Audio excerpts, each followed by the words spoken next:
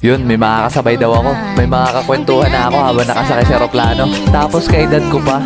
So eto nga pala si Rio, ang makakasabay mo. Balikan ko na lang kayo dito pag dumating na yung eroplanong sasakyan nyo ah. Walang jo, babae pala yung makakasabay ko, kala ko'y lalaki. Pero gumaan naman na yung pakiramdam ko dahil meron na ako makakasabay sumakay sa eroplano. Pero ang problema ay di ko alam kung anong itatapik ko para makapagkwentuhan sa kanya. Noong mga panahon pa naman na yun ay puro pagdodota at paglalaro sa labas ng bahay ang inaatupag ko. At halata na din sa itsura ng kasama ko na wala siyang interes sa mga ganong klaseng bagay.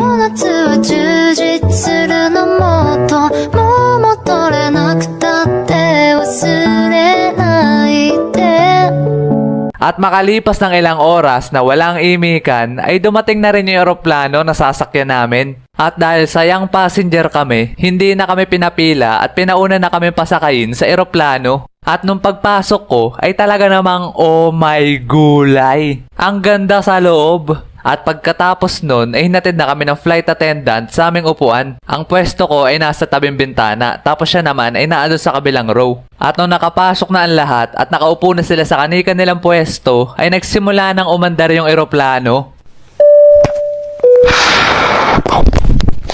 Ladies and gentlemen, the power center to Minneapolis. Well, it's mostly cloudy, temperatures in the 60s and southwest winds between 10 and 20 miles per hour. Please return to your seats after the seatbelts, the flight attendants, and the cross check.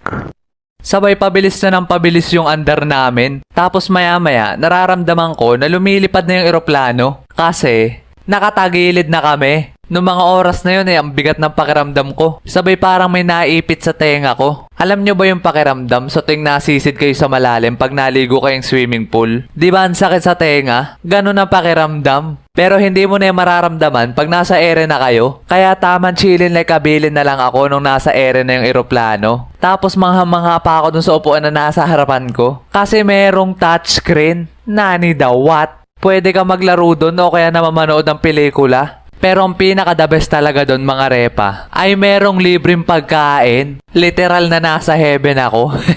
At pagkatapos na mahabang biyahe at malapit na kami sa Hong Kong, ay pinaupo kami ng flight attendant sa unahan katabi ng pinto para kami yung una makalabas. At nung muli na ulit kami nagkatabi ay gusto ko talaga makipagkwentuhan sa kanya. Kaso wala wala akong maisip na may topic. Kaya nung nakarating na kami sa airport at malanding ng eroplano ay bigla akong sinampal ng lamig. December kasi kaya ganon. Grabe, di kinaya ng jacket ko. At para sa mga nagtatanong kung may snow ba sa Hong Kong, wala. Kala ko anong una meron, kaso wala.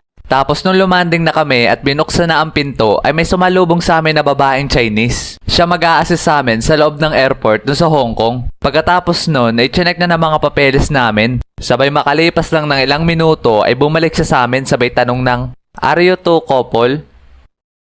Ha? Walang jo, pinagkamalan pa kaming couple.